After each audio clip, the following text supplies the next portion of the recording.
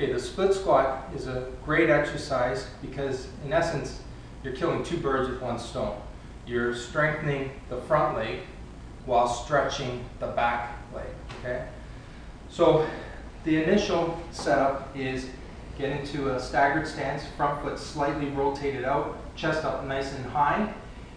Push the knee as far forward as possible. As contrary to what you hear, it can go past the toes. Do not be afraid for it to go past the toes. Close down this angle completely.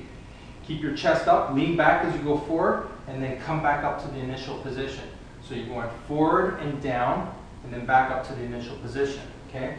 Over time, you can, and by the way, if you can't get into that position initially, try elevating the front foot onto a step, and that will make it a little bit easier, and then over time, lower the step until you can make it down to the ground, okay? From there, you can start loading using dumbbells. So same concept applies, the arms are hanging to the side, you go forward and down. A nice alternative, if you have a cable apparatus, is to use cable and low pulley, okay? You would hold the handle in the opposite hand to the forward foot, okay? So if the forward foot, if my left foot is forward, I'll be holding with the right hand. Retract the shoulder blade, so pull the shoulder blade back, keep your arm fully extended, and then it just comes along for the ride, okay? And you come back up. You don't want to be reaching forward, okay? Everything moves as one entity. And from here, you can transition into a barbell split squat. So I'll show you a barbell back split squat. So clean the weight up behind the back.